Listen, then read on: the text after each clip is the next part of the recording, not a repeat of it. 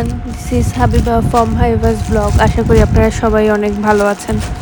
Online থেকে আমার মেয়ের জন্য কিছু ডাইপার অর্ডার দিয়েছিলাম। এগুলো খুব ওয়াটারপ্রুফ শুনেছিলাম, কিন্তু অনলাইন থেকে শপিং করা যে এত বড় প্রতারণার ফাঁদ। পুরো লিক হয়ে যায় আর কোনো শোষণই করে না, উল্টো আরও ভিজে থাকে। পাম্পাসের মতো কোনো কাজই দেয় না। আমি চাইলে পেজটার নাম আপনাদের সাথে মেনশন করতে পারতাম। সবাইকে বলতে চাই, অনলাইনে আপনারা যারা বিজনেস করেন হালালভাবে আর্ন করার ট্রাই করেন। এরকম হারামের পয়সা কিভাবে আপনারা মানুষের কাছ থেকে নেন? আসলে এত হার্ড লাইনে কথা বলতে চাইনি। সবার টাকারই দাম আছে, মূল্য আছে, সবার টাকাই খুব কষ্ট করে আর্ন করা। তো এনেছিলাম, মেয়ের জন্য একটু ভালো ছিল না, উল্টা আরও লিক করে, একটু শোষণ করে না, যেরকম আর কি অ্যাড দেয়। অনলাইন থেকে কেনাকাটা আমার একদমই ভালো লাগে না, ম্যাক্সিমামই লস যায়। যাই হোক, সবার তো আর ইথিক্স বলে কথা থাকে না সবার লাইফে। যে যার কাছ থেকে ধান্দা করে বিজনেস করতে পারে। বাংলাদেশের প্রেক্ষাপটে এটা খুব বেশি চলে, বাইরের দেশে জানি না এরকমটা হয় কি না, হলেও খুবই কম, রেয়ার। তো আমি একটু বাইরে বেরোবো, একটু কেএফসিতে যাব। অনেক দিন ধরে কেএফসি খাওয়ার জন্য খুব বেশি গ্রেভিংস হচ্ছিল। এখানে আমি আমার এই ব্লু ওয়াচটা খুব বেশি পরা হয়নি, এই সবগুলো আইটেমই আমার কাছে খুব বেশি ভালো লাগে। আর একটা ছিল পেন্ডেন্ট, এই পেন্ডেন্টটা আমার অনেক বেশি পছন্দ। আমার ওয়াচের সাথে না এটা খুব ম্যাচ হয়ে যায়। কেন আজকে এরকম হার্ড লাইনে কথা বললাম, অনেক খারাপ লাগলো। বাচ্চাদের জিনিস, তাও আবার মিথ্যা কথা বলে এটা ওইটা দেখিয়ে সেল করে। এরকম হাজার হাজার আড়ালে মানুষ আছে, ছদ্মবেশী, যারা অনলাইনে দিনের পর দিন মানুষের কাছ থেকে প্রতারণা করে টাকা নিয়ে যাচ্ছে। আমি চাইলে প্রোডাক্টটা ব্যাক করে দেওয়া উচিত ছিল। আসলে মন টন খুব খারাপ হয়ে গিয়েছে, এটা নিয়ে কথা বলতে গেলে আরও মন খারাপ হয়ে যাচ্ছে, মেজাজটা খারাপ হয়ে যাচ্ছে খুব।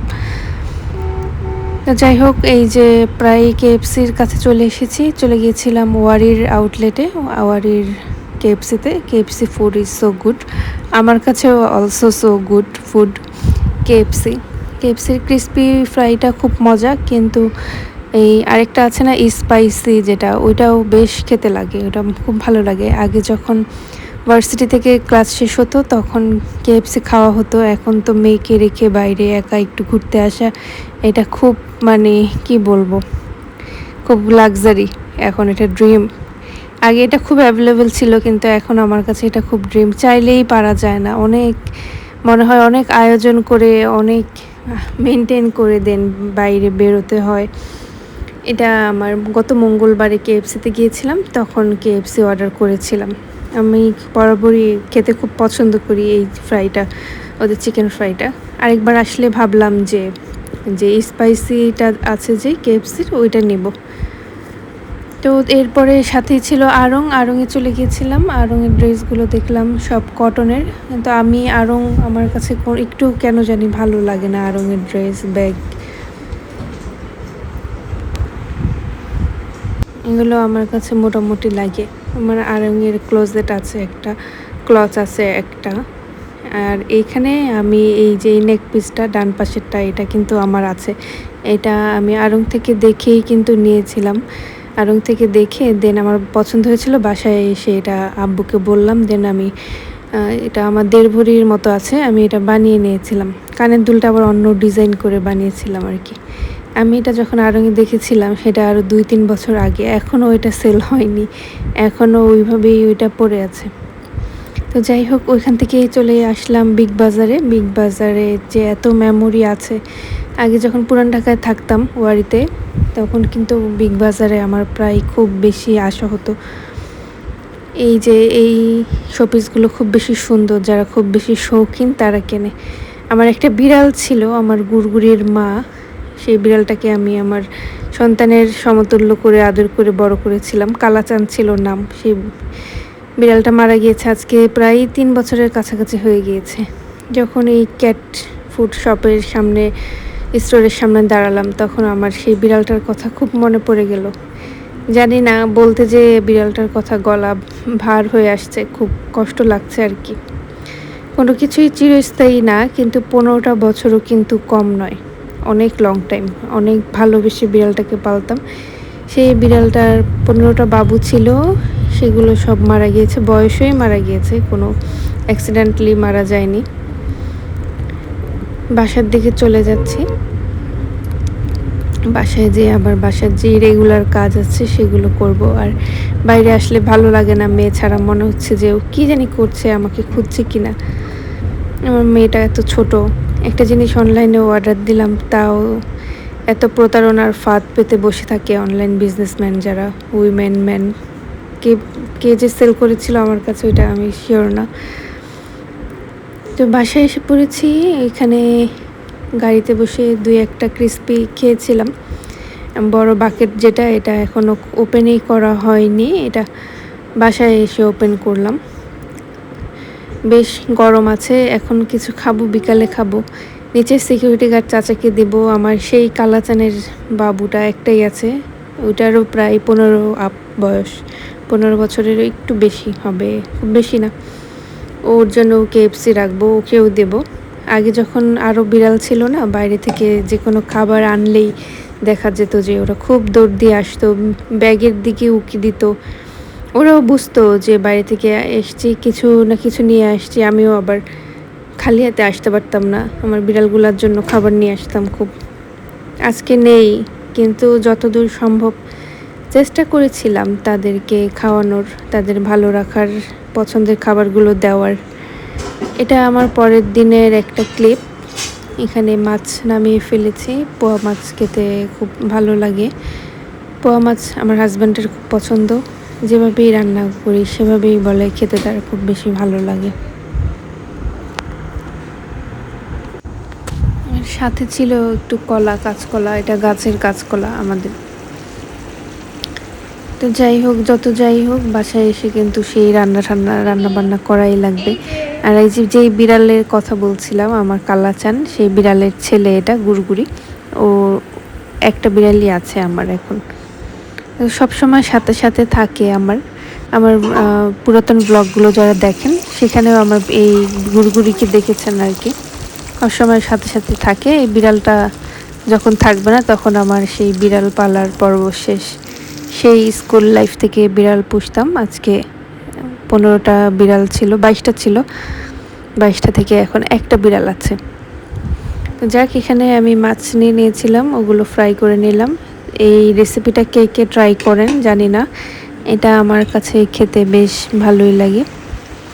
মুগ ডাল দিয়ে মাছের মুড়িঘণ্ট বলে, আপনাদের অঞ্চলে কে কী বলে কমেন্ট করে চাইলে জানাতে পারেন।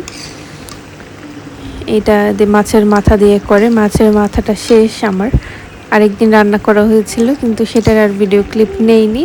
সব সময় ভিডিও ক্লিপ তো আর নেওয়া হয় না, খুব টায়ার্ড লাগে মাঝে মাঝে। আবার ভাবি যে না, ব্লগ করতে খুব ভালো লাগে, রেকর্ড করি, রেকর্ড করতে খুব বেশি ভালো লাগে। ম্যাক্সিমাম সব ভালো মন্দ সব মিলেই কিন্তু রেকর্ড করা হয় বিভিন্ন ধরনের ভিডিও। আপনারা চাইলে আমাকে বিভিন্ন ধরনের কমেন্ট করতে পারেন, কারণ আমি সবার কমেন্টে রিপ্লাই করতে কিন্তু অনেক বেশি পছন্দ করি। তো বাইরে গিয়েছিলাম, যদি এরকম সুযোগ আগে পেতাম তাহলে আরও কিছু শপিং করতাম। এখন অফলাইনে কেন শপিং করি, এখন তো আর বাইরে আগের মতো যাওয়ার সেই সুযোগ সময় হয় না, তাই অনলাইনে শপিং করা লাগে অনেক সময় প্রয়োজনীয় জিনিস। কিন্তু আজকে পর থেকে মনে হচ্ছে যে অনলাইনে আর কোনো কিচ্ছু কিনবো না, কোনো ট্রাস্টেবল পেজ বলে কিচ্ছু না, কিনবো না। এই কথা ওই কথা বলে আড়ালে, মানে পর্দার আড়ালে বসে অনেক কিছুই বলা যায়, মানুষকে ঠকানো যায়। অফলাইনে শপিং করার সুযোগ হলে নিব, না হলে নিব না। তো দুপুরের জন্য এই আইটেমগুলো ছিল, উচ্ছে ছিল আর কলা সিদ্ধ হয়ে যাচ্ছে এখানে। তো বেশিক্ষণ না, 10-15 মিনিটের মতো ভাপিয়ে নিয়েছিলাম। আবার অনেকে অনেক অঞ্চলে কলার খোসা সহ কিন্তু কলাকে সেদ্ধ দেন। আপনারা অনেক আপুর ব্লগে আমি দেখি যে খোসা সহ সিদ্ধ দিয়ে কীভাবে জানি ভর্তা করে।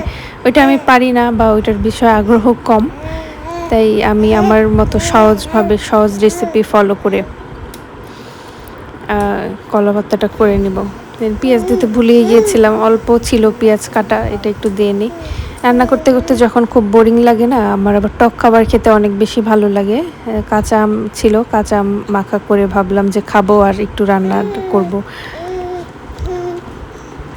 এখানে ভয়েস ওভার দিচ্ছি আর আমার মেয়েও মনে হচ্ছে আমার সাথে ভয়েস ওভার দিচ্ছে। সেও অনেক কথা বলতে শিখছে আর কি। 5 মান্থ প্লাস 6 মান্থ অলমোস্ট হবে। এই উচ্ছেটাতে কি হলো, খুব তিতো তিতো লাগছিল। আমি আবার এখানে বুদ্ধি করে একটু হালকা চিনি দিয়ে দিয়েছিলাম, তখন আবার ব্যালেন্স ছিল আর বেশি লাগেনি, তিতা ভাবটা কমে গিয়েছিল তখন। এই ছিল আমার আজকের ব্লগটি খুব বেশি লেন্দি করব না, কারণ খুব লং ভিডিও দেখতে অনেকের কাছে অনেক বোর লাগতে পারে। আবার দেখা যায় যে অনেক সময় যখন ভিডিও দেই না, সবাই আবার অনেক মিস করে। পুরাতন ভিডিওগুলোতে আপনারা আবার কমেন্ট করেন, তাই আমি 10-12 মিনিটের বেশি রাখতে চাই না আমার কোনো ভিডিওই, যাতে সবাই দেখে সবার কাছে ভালো লাগে, বোরিংনেস ফিল না হয় আর কি। এদিকে আমার কলা ভর্তাটাই বাকি ছিল, দেন বাকি সব রান্না হয়ে গিয়েছে, আমি সার্ভ করে নিয়েছি। পোয়া মাছটা হয়ে গিয়েছে, তারপর কলা ভর্তাটাও রেডি করে ফেলেছি, আর বাকি ছিল উচ্ছে, সেটা রেডি হয়ে গিয়েছে। আর ভাত বসিয়ে দিয়েছিলাম, এটা আমাদের 3 জনের খাবার। আমার মেয়ে তো এখনও এইসব খাবারের সাথে পরিচিত না, ইনশাল্লাহ সামনে হয়তো খাবে সব কিছু। আর এই ছিল আমার আজকের ব্লগটি ভালো লাগলে একটি লাইক দিয়ে পাশে থাকতে পারেন, বা নতুন বন্ধু হয়ে থাকলে চ্যানেলটিকে সাবস্ক্রাইব করতে পারেন। আল্লাহ হাফেজ।